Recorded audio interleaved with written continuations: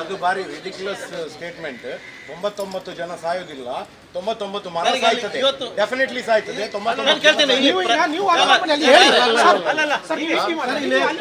ಮಾತಾಡಬಾರ್ದು, ಮಾತಾಡ್ಕೋಬೇಡಿ ಸರ್. ಈಗ ಮಾತಾಡಿ, ಏನಿದೆ ಹೇಳಿ ಅಷ್ಟೇ. ಪಬ್ಲಿಕ್ ಹಿಯರಿಂಗ್ ನಾನು ಕರೆದಿರೋದು ನನ್ನ ಹತ್ರ ಮಾತಾಡಿ ಅಷ್ಟೇ. ನೀವು ಮೀಟಿಂಗ್ ಹೋದ ಮೇಲೆ ನಿಮಗೆ ಅವಕಾಶ ಮಾಡಿಕೊಡಿ. ಮೇಡಮ್ ನೀವು ಹೇಳಿದಿರಿ, ಅವರು ಒಂದೇ ನಿಮಿಷದಲ್ಲಿ ಎಕ್ಸ್ಪ್ಲೈನ್ ಮಾಡ್ತಾರೆ. He has to explain because we are called in ಇದು public hearing. He has to explain. Sir ಒಂದು ವರ್ಡ್ ಅಲ್ಲಿ ಇಷ್ಟು ಲೇಟ್ ಮಾಡಲಿಕ್ಕಿಲ್ಲ, ಅವರು ಬಂದದ್ದೇ ಲೇಟ್. ಒಂದೇ ನಿಮಿಷ ಹೇಳ್ತಾರೆ ಮೇಡಮ್, ಇದೊಂದು ಮುಗಿಲಿ. ನೀವು ಪಾಯಿಂಟ್ ಇದ್ರೆ ಹೇಳ್ಬಿಡಿ. ನ್ಯಾಷನಲ್ ಹೈವೇ ಇಂಜಿನಿಯರ್ ಹೇಳಬೇಕು. ನನ್ನ ಕ್ವಶನ್ ಅಂದರೆ, ಈಗ ಇವರು ಪ್ಲಾನ್ ಮಾಡಿದ್ದು ಎಷ್ಟು ವರ್ಷಕ್ಕೆ ಪ್ರಾಜೆಕ್ಟ್ ಮಾಡಿದ್ದಾರೆ, ಟ್ರಾಫಿಕ್ ಎಷ್ಟು ಇನ್ಕ್ರೀಸ್ ಆಗ್ತದೆ ಇನ್ನು 30 ವರ್ಷಕ್ಕೆ ಅಥವಾ 50 ವರ್ಷಕ್ಕೆ, ಅದರ ಬಗ್ಗೆ ಅವರು ಪ್ರೊಜೆಕ್ಷನ್ ಹಾಕಿದ್ದಾರೆ. ಯಾಕಂದರೆ ಇನ್ನು ಈಗ ಆ್ಯಸ್ ಆಫ್ ನಾವು ಇಂಡಿಯಾದಲ್ಲಿ ಅಥವಾ ಮಂಗಳೂರಲ್ಲಿ 1000 ಜನರಿಗೆ 25 ಜನರಿಗೆ ಮಾತ್ರ ಕಾರು ಇದೆ. We have not reach the saturation point. So take the traffic. Whoever wants to go to Pampal for Surattal, they will go down directly. Sir, what is the width of the service road and where is the widening that is permissions and for expansion? What government sanction? Because so many private ಇಲ್ಲಿ ತನಕ ಅಡ್ಡನಂತೂ they will be having a overpass highway will be in the bottom. Whoever wants to go from Surattal to Kerala, they will go under, and whoever wants to go to Bangalore, they will take a service road and they will go up and take left. At Padav. At Padav? No, not at Padav. Continue. Service road will be of continued length from KPT to Nantur of 8 meters. ಇದು ಸಂತೆಕಟ್ಟೆಯಲ್ಲಿ ಮಾಡಿದಾಗ ಇಲ್ಲಿ failure ಆಗಿದೆ project. ಅದೇ ರೀತಿ ಆಗಲಿಕ್ಕೆ ಮೇಲ್ಗಡೆ the width will be 40 meter for easy movement.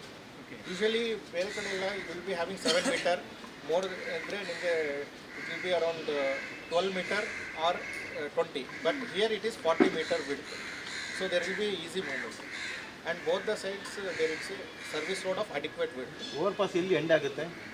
Overpass end, sir, it is a structure at the junction, sir. Retaining wall will come from Padua ಅಲ್ಲಿಂದ ಒಂದು ಫಾರೆಸ್ಟ್ ಮಾಡಿದ್ವಿ. ಅದು ಅದರ ಇಕೋಸಿಸ್ಟಮ್ ಅಲ್ಲಿತ್ತು. ಅಲ್ಲಿ ಒಂದು ವರ್ಷನೂ ಆಗಲಿಲ್ಲ, ಅಲ್ಲಿ ಹೋಗಿ ಎಲ್ಲ ಮರಗಳನ್ನೆಲ್ಲ ತೆಗೆದು ಪಾರ್ಕ್ ಮಾಡಿದ್ದಾರೆ, ಇಂಟರ್ಲಾಕ್ ಹಾಕಿದ್ದಾರೆ, ಒಂದು 150 ಲೈಟ್ ಹಾಕಿದ್ದಾರೆ. ಸೊ ನಾವು ಹಾಗಾದರೆ ಹಾಗೆ ಮಾಡೋದು ಯಾಕೆ? ಪಾರ್ಕ್ ಇದು ಮೀನಿಂಗ್ ಎಂಥದ್ದು, ಗ್ರೀನ್ ಕವರ್ ಇದು ಮೀನಿಂಗ್ ಎಂಥದ್ದು? ಅಲ್ಲಿ ಇದ್ದ ಬ್ಯಾಂಬೂಸನ್ನು ತೆಗೆದಿದ್ದಾರೆ. ಅಲ್ಲಿ ಆ ಜಾಗದಲ್ಲಿ ಒಂದು ಜನ ಸಹ ನೋಡಲಿಲ್ಲ. But they have cut all the trees, put interlocks, put 101 lights and made so ಅಂಥದ್ದು. ನಮಗೆ ಮಂಗಳೂರಿಗೆ ಲಂಗ್ಸ್ ಅನ್ನು ಬೇಕು, ಮಂಗಳೂರು ಅವರಿಗೆ ಒಳ್ಳೆ ಗಾಳಿ ಬೇಕು. So we are not against development. ಮತ್ತು ಕಾಟು ಮರ ಅಂತ ಯಾವುದಿಲ್ಲ ನನ್ನ ಲೆಕ್ಕದಲ್ಲಿ. ಕಾಟು ಮನುಷ್ಯರು ನೋಡಿದ್ದೇನೆ, ಬಟ್ ಕಾಟು ಮರ ನೋಡಿಲ್ಲ. ಸೊ ಜಸ್ಟ್ ಫಾರ್ ಇನ್ಫಾರ್ಮೇಷನ್, ಅಂದರೆ ಎಲ್ಲ ಮರ ಬೇಕು ನಮಗೆ, ಅದು ಇದು ಅಂತ ಏನು ಅದಕ್ಕೆ ದರ್ ಇಸ್ ನೋ ಬೈಫೋರ್ಸಿಫಿಕೇಶನ್. ಸೊ ನಮ್ಮ ಮಂಗಳೂರಿಗೆ ಒಳ್ಳೆ ಜನರಿಗೆ ಒಳ್ಳೆ ಗಾಳಿ, ಒಳ್ಳೆ ನೀರು, ಅದಕ್ಕೋಸ್ಕರ ಅದನ್ನು ತಲೆಯಲ್ಲಿಟ್ಟು ನಾವೊಂದು ಡೆವಲಪ್ಮೆಂಟ್ ಮಾಡುವ.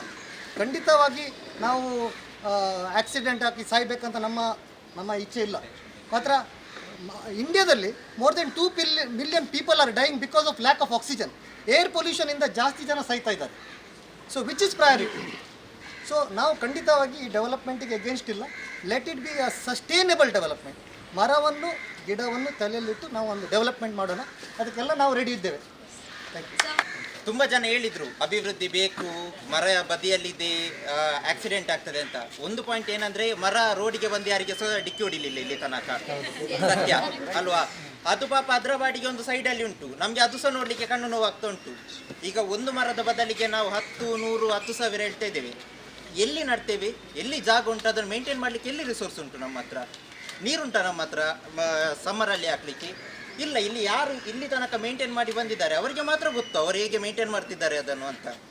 ಸೊ ಎಲ್ಲಿ ಆಗ್ತೇವೆ? ಆ್ಯಂಡ್ ಒಂದು ಮರ ಅಲ್ಲ ಸರ್, ಅದರಲ್ಲಿ ಒಂದು ಇಕೋಸಿಸ್ಟಮ್ ಇದೆ. ಎಲ್ಲ ಮೈಗ್ರೇಟೆಡ್ ಬರ್ಡ್ಸ್ ಬರ್ತದೆ ಟೈಮಿಗೆ ಅದಕ್ಕೆ. ಅದರ ಮೇಲೆ ಎಷ್ಟೋ ಇನ್ಸೆಕ್ಟ್ಸ್ ಇದೆ, ಬಟರ್ಫ್ಲೈಸ್ ಇದೆ, ಎಷ್ಟೋ ಜೀವಿಗಳಿಗೆ ಕಾರಣ ಅದು ನಿಮಗೆ ಸಹ ಗೊತ್ತು, ಆಯಿತಾ? ಇಲ್ಲಿ ಯಾವುದು ಸಹ ಆಕ್ಸಿಜನ್ ಕೊಡೋದು ಇಲ್ಲ, ಉಪಯೋಗಕ್ಕಿಲ್ಲದ ಮರ ಅಂತ ಇಲ್ಲ. ಯಾರು ಟ್ರೇಡ್ ಮಾಡ್ತಾರೆ ಅವನಿಗೆ ಮಾತ್ರ ಅದು ಲಾಭ ಇರುವ ಮರವ, ನಷ್ಟ ಇರುವ ಮರವ ಅಂತ. ಒಂದು ಬದಿಯಲ್ಲಿರುವ ಮರವನ್ನು ನಮಗೆ ಅದು ಸಹ ನೋಡ್ಲಿಕ್ಕೆ ಆಗಲಿಲ್ಲ ಅಂದರೆ ನಾವು ಯಾವ ಥರದ ಡೆವಲಪ್ಮೆಂಟನ್ನು ಮಾತಾಡ್ತಿದ್ದೇವೆ ಇಲ್ಲಿ?